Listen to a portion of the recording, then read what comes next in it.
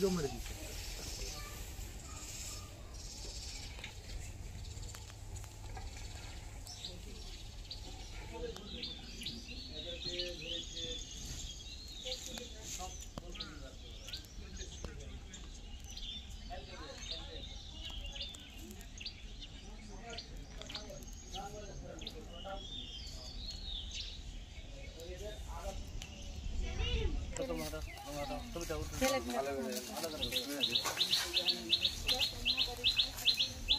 কিছু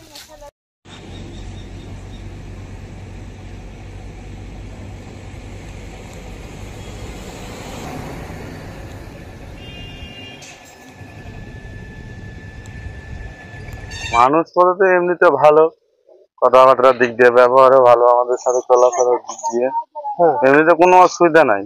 কতদিন ধরে বসবাস কিন্তু করছেন? আমরা জানি যেহেতু কাগজপত্র হয়তো আছে, আমরা তো অত জিজ্ঞেস করি না কি ভালো কি মন্দ। কত বছর ধরে থাকে এখানে? মোটামুটি 17তে বন্যাটা হয়েছে না, তো বন্যার আগে থেকে আছে। 17 সালে যে বন্যাটা এসেছিল সে বন্যার আগে আছে। এই কোথা থেকে এসেছিল কিছু বলেছিল আপনাদেরকে? না, সে বলতে পারবো না, আমি অত জানি না সঠিক, আমি থাকিও না বাড়িতে। পুলিশ তো ধরেছে এদেরকে বাংলাদেশের নাগরিকেরা বলে ধরেছে। বাংলাদেশ, আমি শুনলাম বাংলাদেশের নাগরিক বলে ধরেছে। এতদিন জানতেন না এরা বাংলাদেশ থেকে এসছে? আমরা জানি কোথা থেকে এসছে, যে আমরা অতটা মানে করে জানি না। আরো তো আছে লোক, এখন কোথা থেকে কে আসছে না আসছে অত তো জানা নেই সঠিক, কে কার মনে ঢুকে আছে। আধার কার্ড ভোটার কার্ড হলো কিভাবে এদের? অত বলতে পারছি না, আমি আমি জানি না। কবে ধরেছে এদেরকে পুলিশ? ধরেছে কালকে কালকে না পরশু দিন নিয়ে গেছে রাত্রেবেলা, যমুনা বাড়ি যায় শুনিস। আত্মীয় স্বজন আসতো বাংলাদেশ থেকে? না না না, কজন থাকতেন এখানে? এরা তো দুই ভাই 3 ভাই থাকে। স্ত্রী ছিল তো তাদের? তাদের একটা মনে হয় বিয়ে হচ্ছে নাকি, দুটো। ঠিক আছে, আপনার নাম? আমার আবেদ আলী। মানুষগুলা ভালো, এরা বুঝলে, মানুষগুলা অত্যন্ত ভালো, বুঝলে। কত বছর ধরে থাকে এখানে? এখানে 87 সালের বছর থেকে থাকে এরা, বুঝলেন। এদের Aadhaar card, PAN card, ration card সবই হয়ে গেছে এদের। কিন্তু এদের ধরে লাও কি যে কাকারা আছে মহাকল্যাণ রাজারাম চাকে, একটু কাগজপত্র এদের ধরলে পুরানা কাগজ, যখন এরা ধরলে নাম্বার দিল, এখন ধরলে যে পার্টির থ্রু থেকে কেউ ভালোতে কেউ খারাপ, এই লেগে একটু ডকুমেন্টের একটু গন্ডগোল বলে এখন ওরা ধরা পড়েছে। বাংলাদেশ চলে গেছিল? কতদিন ছিল বাংলাদেশে? বাংলাদেশ 8-10 বছর ছিল, আর বাবা যখন ওখানে মৃত্যু হলো তখন এখানে এসছে। তারপরে থেকে এখানে আছে। কার ঝগড়া নাই, কিছু নাই, কোনোদিন নেই। পুলিশ এসে কি বললো এদেরকে? আমরা ছিলাম, আমরা ঘুমিয়েছিলাম তো, এটা আমরা ঘুমিয়েছিলাম, আমরা জানি না। আপনারা জানতেন এরা বাংলাদেশের লোক ছিল, বাংলাদেশে থেকে? এরা ধরে আমি তো বললাম কাকা বাতি সব এরা এখানে, তার কিছুদিনের লেগে গেছিল ওরা বাংলাদেশ, তারপর তো চলেছে এখানে। এইটাই খবর, আমি এটাই জানি। কি করতো উনি? চাষবাস করতো? চাষবাস, জমি জায়গা আধি বাড়ি করে, খাই। বাংলাদেশ থেকে লোক আসতো এদের আত্মীয় স্বজন বাড়িতে আসতো? না, এটা আমি দেখিনি, আত্মীয় স্বজন আসতে আমি দেখিনি। আপনার নাম? আমার নাম সৈফুর রহমান।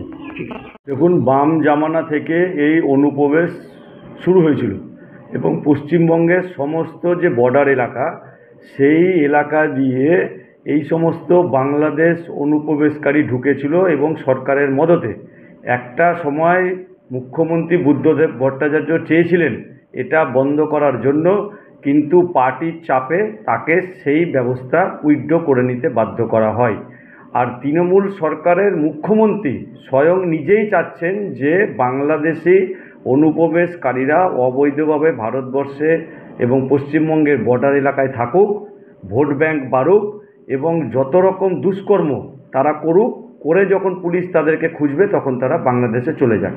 এই সিস্টেমটা তৃণমূল একবারে সরাসরি যারা বাংলাদেশের সন্ত্রাসবাদী কার্যক্রম করে তাদের সঙ্গে ওতপ্রোতভাবে যুক্ত, এবং কলকাতার বুকে তাদের যে সমস্ত নেতৃত্ব আছে যারা বাংলাদেশি ধরা পড়ছে, তাদের ধরা পড়ার পর তাদের যে বক্তব্য, সেই বক্তব্য শুনেই বুঝতে পারবেন কোনো জায়গায় তারা বলে না যে পুলিশ কঠোর থেকে কঠোর হোক এবং এই সমস্ত লোকজনকে কঠোর শাস্তি দিক। উল্টো তারা বলছে বিএসএফের ঘাড়ে দোষ, কোনো সময় সেন্ট্রাল পুলিশের ঘাড়ে দোষ, কোনো সময় সেন্ট্রাল গভর্নমেন্ট করছে না। মানে নানা রকমভাবে পশ্চিমবঙ্গকে আর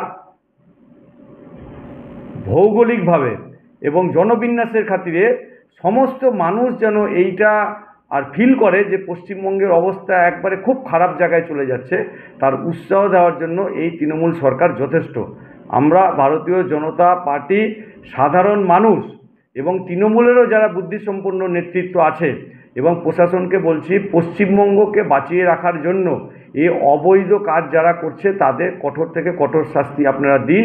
নাহলে মানুষ যদি নিজের হাতে এই ব্যবস্থা নেয় তাহলে তো সবার পক্ষে অসুবিধা, সরকার পক্ষে, প্রশাসন পক্ষে, সবার পক্ষে অসুবিধা। আমরা চাচ্ছি না পশ্চিমবঙ্গ এখনও ওই জায়গায় গিয়ে পৌঁছা। বিষয়টা ঠিক ওই রকম না, যে আমি যতটুকু জেনেছি ওনারা দীর্ঘ এখানে 10 বছর থেকে ছিলেন এবং ওদের নাকি আধার কার্ডও তৈরি হয়েছে, ভোটার কার্ডে মনে হয় সম্ভবত নেই। সেটা যদি হচ্ছে প্রশাসনের বিষয়। এটা আমরাই প্রথম, তৃণমূল কংগ্রেসের দল, যেটা আমাদের নেত্রী মমতা ব্যানার্জি, তিনিই প্রথম দাবি করেছিলেন যে পশ্চিমবঙ্গে অনেক ভুয়ো ভোটার রয়েছে। দাবিটা আছে কিন্তু প্রমাণিত হচ্ছে যে বিভিন্ন জায়গায় যে অন্যত্র থেকে এসে এখানে বসবাস করছে। এটা ধরেন এক দেশ থেকে অন্য দেশ গেলে একটা সীমারেখা আপনার ইয়ে করতে হয়, তো সীমাটা টোটালি কেন্দ্র সরকারের অধীনে। এইখানে রাজ্য সরকার তাদের প্রশাসনিক দিক থেকে যতটা করার সেটা তো নিশ্চয়ই করবে। আর বিষয়টা হচ্ছে পুরোপুরি যেহেতু তাদেরকে পুলিশ প্রশাসন কারো অভিযোগের ভিত্তিতে তাদের তুলে নিয়েছে, সেটা আইনি বিষয়। যদি সত্যি সত্যি তারা বাংলাদেশি হন বা অন্য দেশের হয়, নিশ্চয়ই সেটা আমাদের দেশের আইন অনুযায়ী হবে, সেটা প্রশাসন ব্যবস্থা নেবে। এখানে দল কোনোভাবে জড়িত নয় এবং দল এখানে প্রচ্ছন্ন মদদের কোনো প্রশ্নই নাই, কারণ ব্যাপক জনসমর্থনে আপনারা দেখেছেন 11-তে, 16-তে, 21 এবং আগামী 26 বিধানসভায় ব্যাপক জনসমর্থনে এখানে মমতা ব্যানার্জির সরকার, তৃণমূল কংগ্রেস আবার প্রতিষ্ঠিত করবেন মানুষরা। যদি এই অভিযোগটা, যেটা আমরা বারবার বলছি, যেখানে মহারাষ্ট্রের ভোটার রয়েছে, এখানে উত্তরপ্রদেশের ভোটার রয়েছে, আপনার এপিক নম্বরের নামে আরও কারো রয়েছে, সেইটাকে ঠিক করতে হবে কেন্দ্র সরকারকে। প্রথম অনুপ্রবেশ তারা যাতে বন্ধ করুক, বাকি কেন্দ্র সরকার এবং রাজ্য সরকার, যেহেতু এটা ফেডারেল স্ট্রাকচারের মধ্যে আমাদের ডেমোক্রেটিক কান্ট্রি, সেই জায়গায় তাদের মতামতের সঙ্গে আলোচনা করে কারো উপর দোষারোপ না করে যাতে কোনো অনুপ্রবেশে আমাদের देशे प्रवेश करते ना पारे। अब समय हो तपाईहरुको संगीत र कलाको सपना पूरा गर्ने। Root to wings, a school for contemporary music and art. Root to wings Lebong Nalban गाउँमा एडमिसन सुरु भइसकेको छ। यहाँ guitar, piano, violin, drums, Indian vocal साथै फाइन आर्ट सिकाउने गर्छ। आजै नाम दर्ता गर्नुहोस् रुट टु विंग्स, जहाँ तपाईको सृजनशीलता उडान भर्छ।